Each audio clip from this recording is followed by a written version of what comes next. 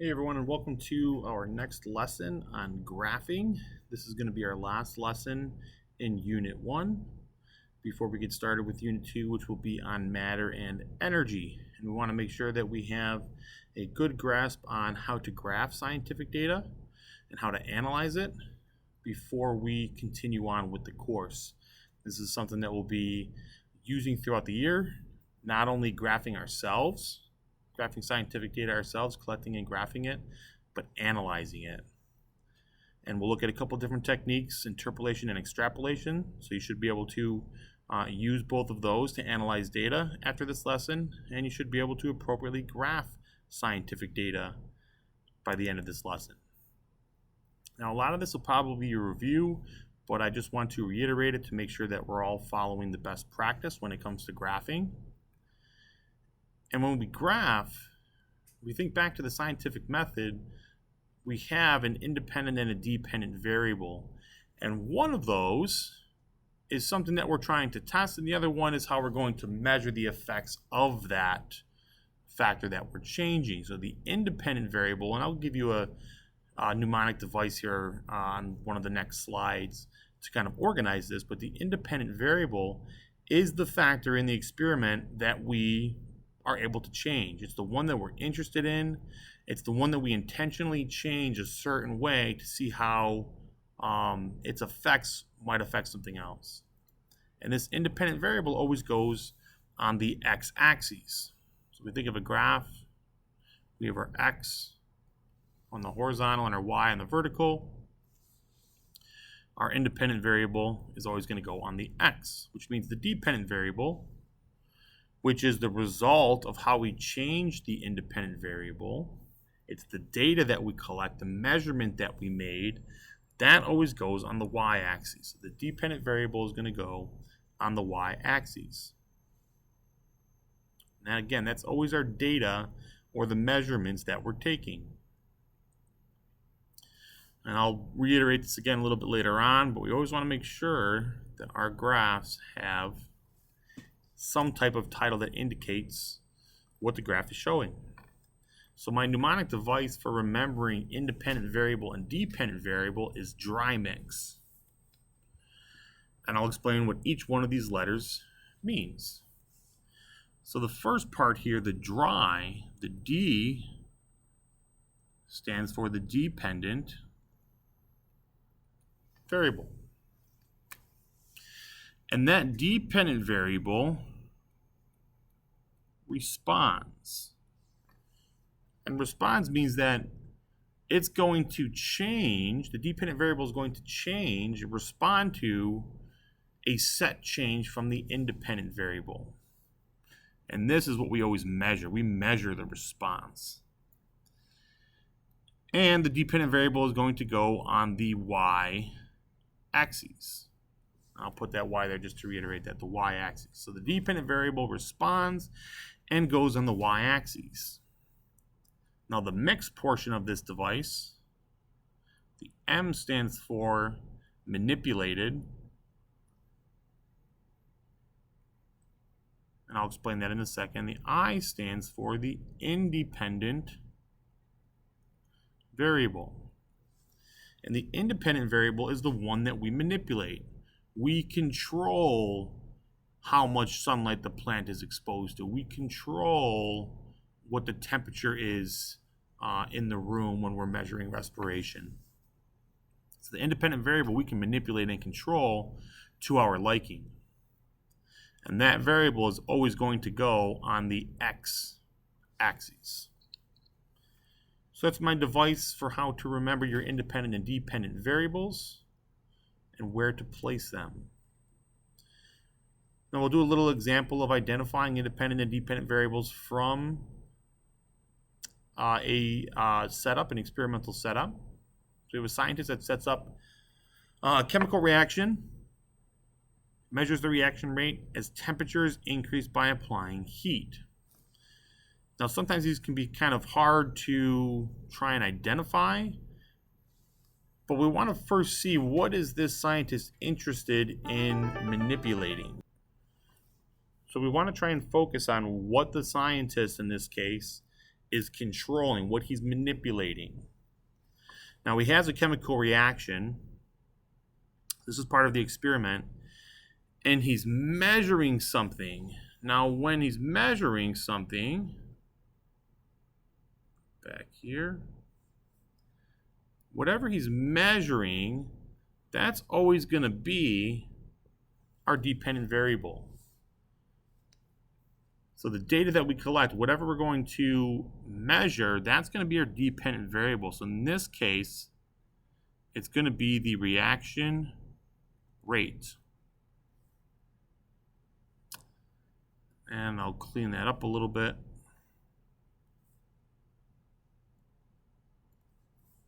So this is the reaction rate. And he's going to measure their reaction rate and see how it's affected as they change the temperature, as we increase the temperature by applying heat. Now that can be controlled. We could apply a lot of heat. We could apply a little bit of heat. We could measure the reaction rate at different temperatures. So the independent variable we are controlling is the temperature. So I want to try and figure out from the problem what we're measuring, which will be our dependent variable, and what we have control over, which will be our independent variable. Now, when you guys are graphing scientific data, you always want to make sure that you plot your points accurately on the graph, exactly where they should go. And oftentimes, I will have you just connect these points end to end. Depending on what else we're doing, I may ask you to draw a line of best fit. And there's a certain way to do this. When we draw a line of best fit, we want to put an equal number of points above the line and below the line, as well as on the line, depending on how the points fall. And in this case, we have 2 data points above the line, 2 data points below, and 1, 2, 3 that are falling pretty much right on the line. So this would be a line that's right through the middle of all those points. So when you draw your line of best fit, draw it so that with a straight edge, okay, we want to make sure that we're using a straight edge, since this is a average best fit line. We want to make sure that we have an equal number of points above that line and an equal number below the line, and as well as an equal number falling on the line if that does become the case. I will indicate to you on our activity or on our lab if you do need to draw a line of best fit. Now, one of the ways that we'll analyze our graphs and our data is by making different estimations using 2 different procedures. And the first one that we'll use requires us to read information from the graph that lies between 2 data points. Sometimes this is easy.